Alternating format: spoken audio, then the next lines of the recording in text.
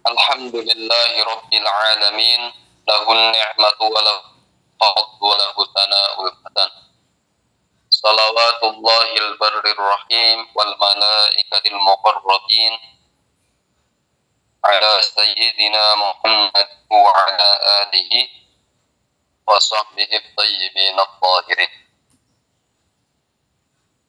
Allahumma la sahla illa ma ja'altahu sahla wa anta ya hayyu ya qayyum taj'alul hazna in syi'ta sahla.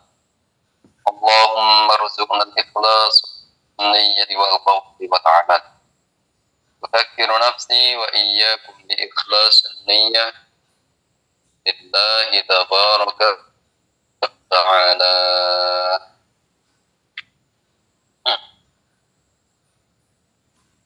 Seperti biasanya sebelum kita melanjutkan kajian kitab Aqidatul Muslimin, saya ingatkan agar senantiasa menghadirkan niat ikhlas lillahi ta'ala. Bismillahirrahmanirrahim. Kita sampai pada soal ke-9. Ma ma'nal ibadah? Soal yang nomor 9. Ma ma'nal ibadah? Apa maknanya ibadah? Apa maknanya ibadah? Jawabannya, al-ibadatu aqsa ghayatil khusyu'i wal khudu'i. Ibadah adalah puncaknya kerendahan dan ketundukan. Kama qalaha al-hafidhu as-Subki, seperti yang dijelaskan oleh al-hafidh as-Subki. Qala ta'ala, Allah Ta'ala berfirman, la ilaha illa ana fa'budun. Maknanya, ya, makna dari firman Allah Ta'ala ini, tidak ada Tuhan yang berhak disembah kecuali saya, Allah. Fa'budun, maka sembahlah aku, yakni Allah. Muncul pertanyaan tentang penjelasan arti al-ibadah, sebab pada zaman sekarang ini munculnya kelompok al-Wahhabiyah. Mereka mengkafirkan orang yang bertawassul kepada Rasulullah. Mereka Wahhabiyah mengkafirkan orang yang ziarah kubur, orang yang di kota, seorang yang meminta pertolongan selain Allah langsung divonis oleh sakta al-Wahhabiyah kafir. Yang menjadi penyebab mereka mengkafirkan orang-orang yang bertawassul, orang-orang yang ziarah kubur, orang-orang yang beristighotsah dan isti'anah, ya, penyebabnya karena mereka tidak paham makna al-ibadah, ya, sebagaimana yang didefinisikan oleh para ulama, tidak paham makna al-ibadah sebagaimana yang dijelaskan oleh para ulama sunnah wal jamaah, sehingga mereka menganggap bahwa orang yang ziarah kubur divonis beribadah kepada selain Allah, sehingga dihukumi syirik menurut Wahhabiyah. Sehingga kelompok al-Wahhabiyah menganggap bahwa orang yang bertawassul kepada Nabi, bertawassul kepada orang-orang salih, dianggap beribadah kepada selain Allah, artinya mereka menghukumi syirik. Mereka sakta al-Wahhabiyah menganggap bahwa orang yang isti'anah meminta pertolongan kepada selain Allah dianggap beribadah kepada selain Allah, artinya menghukumi syirik.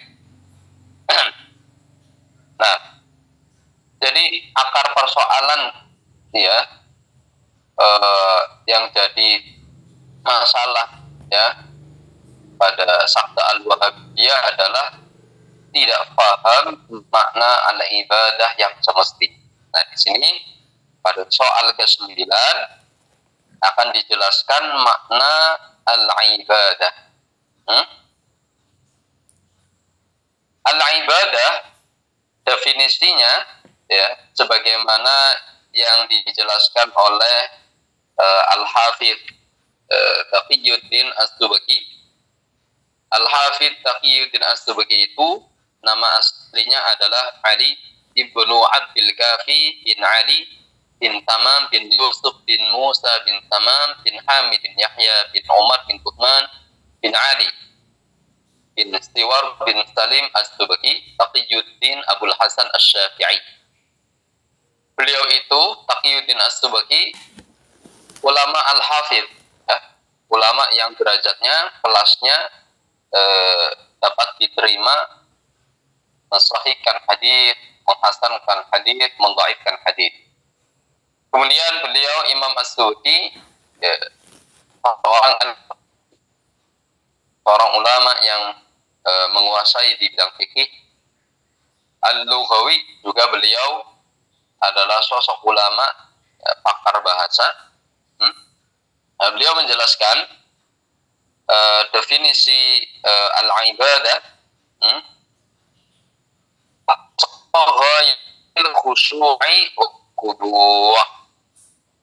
definisi al-ibadah adalah puncaknya perendahan dan puncaknya ketundukan.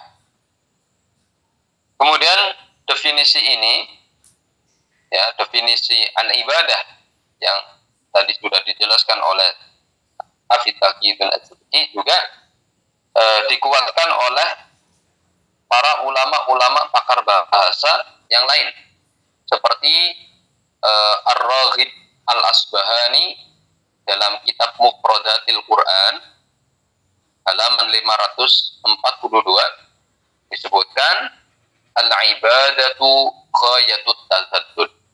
Definisi ibadah adalah puncak perendahan.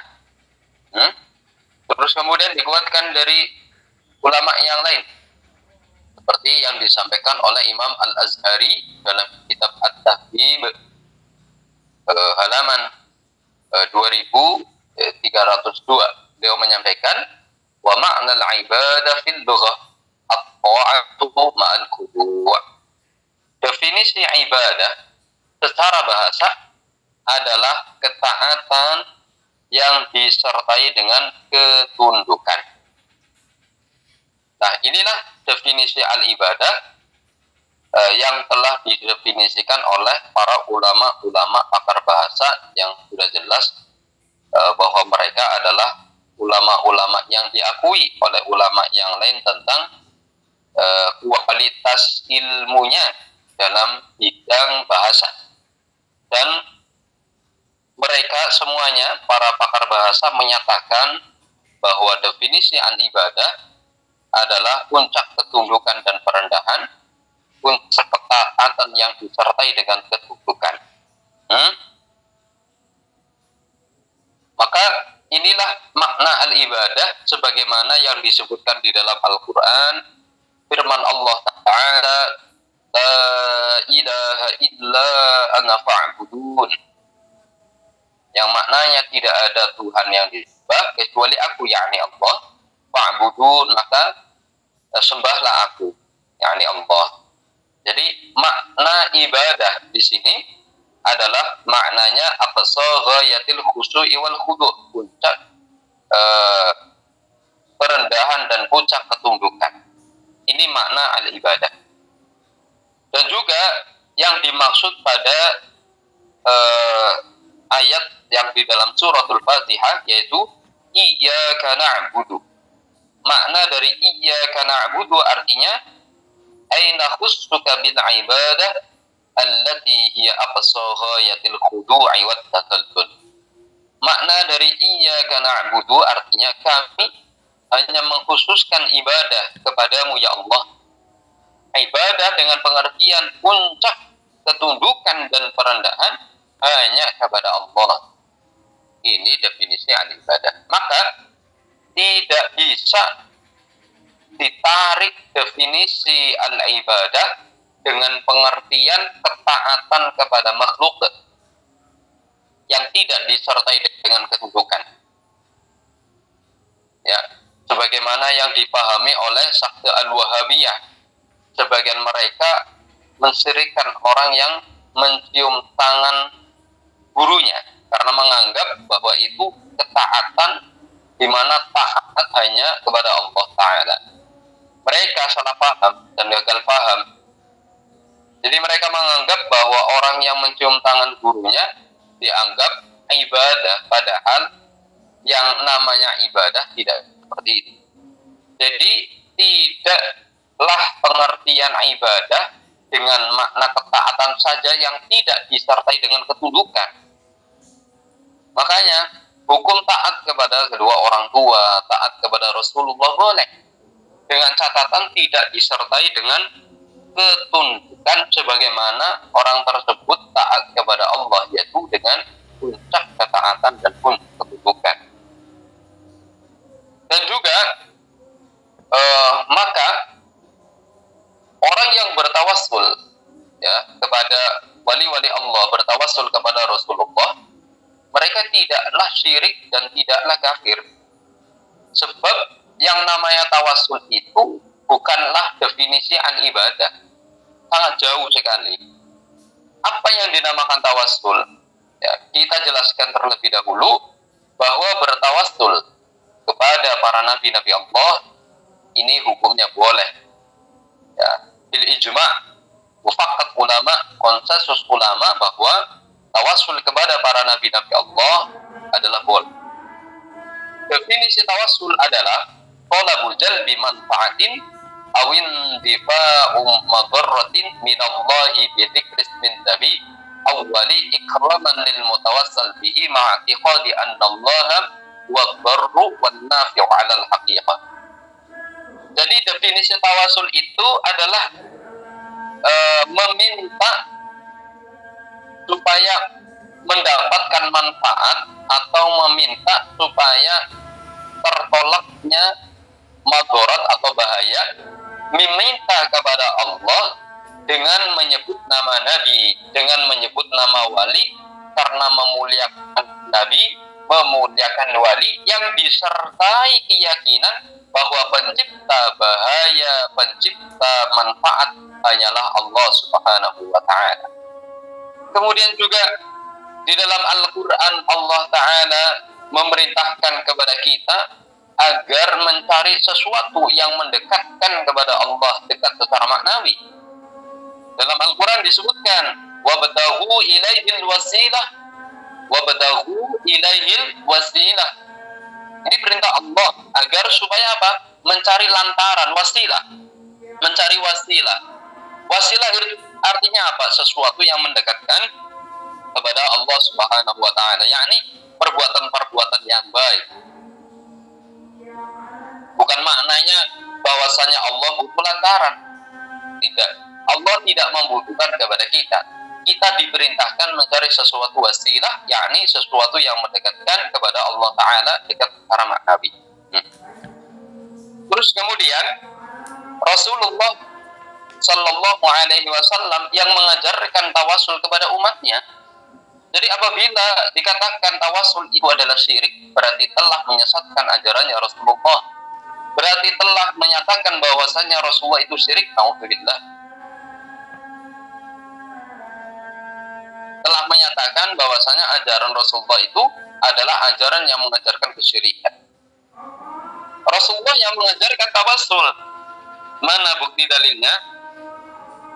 Di dalam hadis riwayat Imam At-Tabarani dan disahihkan oleh Imam At-Tabarani bahwa Rasulullah Sallallahu Alaihi Wasallam mengajarkan orang yang buta untuk bertawassul kepadanya. Ada orang yang sedang buta datang kepada Rasulullah Sallallahu Alaihi Wasallam, terus kemudian mengeluh keadaannya.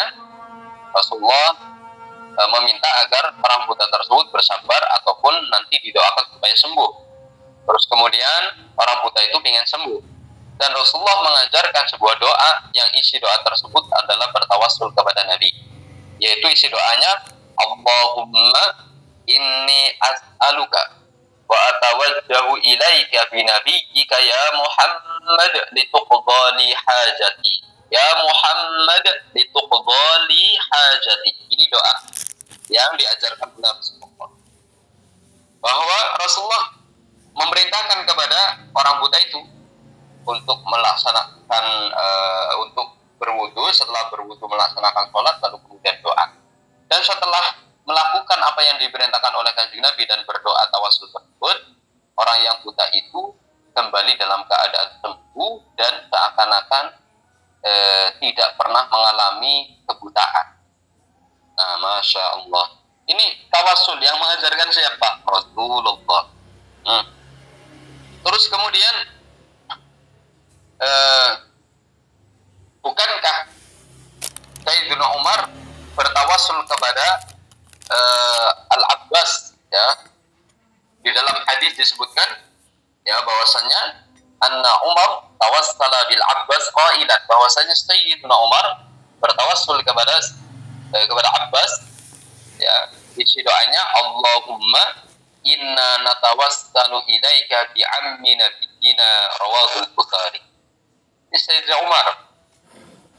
Ya, apakah mungkin Rasulullah mengajarkan kesyirikan padahal beliau diutus untuk mentauhidkan Allah? Apakah mungkin sahabat Rasulullah bernama Sayyidina Umar mengajarkan kesyirikan? Jawabannya tidak mungkin, tidak mungkin. Nah, inilah makna tawassul. Jadi tawassul itu tidak disebut dengan ibadah kepada selain Allah. Tidak boleh diklaim bahwa saya tawassul kepada Nabi, tawassul kepada wali adalah divonis ditetapkan beribadah kepada selain Allah. Ini adalah sangat merusak tatanan keaswajaan. Terus kemudian al-istighatsah, al-isti'anah. Istighatsah itu apa? Istighatsah itu talabul ghaib, talabul ghaus indaddik, ya, meminta pertolongan ketika dalam keadaan susah. Adapun isti'anah itu lebih umum maknanya. Dalam Al-Quran disebutkan qala Allah Ta'ala wasta'inu bis-sabri was-salah, ya. Jadi Allah Ta'ala memerintahkan kepada kita semuanya untuk meminta pertolongan. Meminta pertolongan kepada siapa? Kepada sholat, kepada kesabaran. Jika memang Allah Ta'ala itu memerintahkan kita meminta pertolongan terhadap kepada kesabaran dan sholat, lalu bagaimana ketika kita meminta kepada Rasulullah yang diperintahkan saja berupa meminta pertolongan bisabri wassalah? Pastinya wabil aula, lebih utamanya pastinya boleh meminta pertolongan kepada Rasulullah sallallahu alaihi wasallam dengan garis besar meyakini yang menciptakan manfaat dan madarat hanyalah Allah Ta'ala. Terus kemudian di dalam hadis disebutkan perintah untuk beristighatsah, ya, bukan perintah istighatsah, artinya istighatsah diperbolehkan dan bukan berupa kesyirikan. Dalam hadis disebutkan tadnu asy-syamsu min ru'us nas yaumal qiyamah. Pada hari kiamat nanti matahari akan mendekat di atas kepala orang-orang. Fa bainama hum kadzalik istaghatsu bi Adam rawahul Bukhari. Ketika itu para manusia akan meminta pertolongan kepada Nabi Adam alaihi salatu wassalam. Nah, inilah penjelasan makna al-istighatsah dan al-isti'anah, bahwa tawassul, al-istighatsah dan al-isti'anah ini adalah perbuatan yang dilegalkan di dalam syariat Islam dan juga bukan termasuk kesyirikan sebagaimana yang disangka, yang diduga oleh Syakda Al-Wahabiyah, yang menjadi penyebabnya adalah karena mereka Syakda Al-Wahabiyah tidak paham definisi al-ibadah yang semestinya, tidak paham definisi al-ibadah sebagaimana yang didefinisikan oleh para ulama Ahlus Sunnah wal Jamaah. Kemudian tentang ziarah kubur, ketika Rasulullah Sallallahu Alaihi Wasallam beliau menyampaikan zuru al-qubur fa innaha tuzakkirukum bil akhirah. Ya, berkunjunglah ke makam-makam, karena dengan berkunjung ke makam-makam itu mengingatkan terhadap akhirat. Ya, terus kemudian dalam hadis disebutkan man zara qabri wajabat lahu syafaati. Barang siapa yang mengunjungi makbaraku, ya, maka dia berhak mendapatkan syafaat. Jika dikatakan ziarah kubur itu syirik, berarti menyatakan bahwasanya Rasulullah mengajarkan kesyirikan. Berarti menyatakan bahwasanya Rasulullah mengajarkan kesesatan. Inilah kalau kita belajar sampai ke sini, akhirnya tahu bahwa Wahabi itu bahayanya sangat bahaya sekali. Ya. Kalau perlu saya tegaskan dan saya jelaskan bahwa ziarah kubur ini diperbolehkan, ya,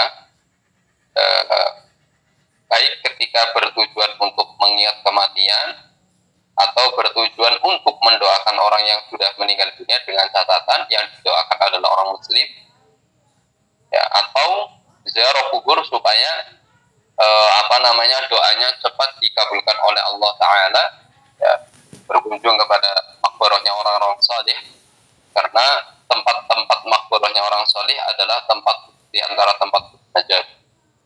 Imam Asy-Syafi'i, beliau ketika memiliki hajat, beliau melaksanakan sholat 2 rakaat. Setelah itu beliau ziarah ke makamnya Imam Abu Hanifah, dan hajat-hajatnya Imam Asy-Syafi'i itu dikabulkan oleh Allah Ta'ala. Seperti itu. Paham ya? Semoga bisa bermanfaat. Nanti insya Allah kita lanjutkan pada pertemuan berikut. Alhamdulillah wa nusalli ala nabi. La ilaha illallah. Allahumma salli ala sayyidina Muhammad wa ala alihi wa sahbihi wa sallim. Rabbi ighfirli wa lil mu'minina wal mu'minat. Alhamdulillahi rabbil alamin.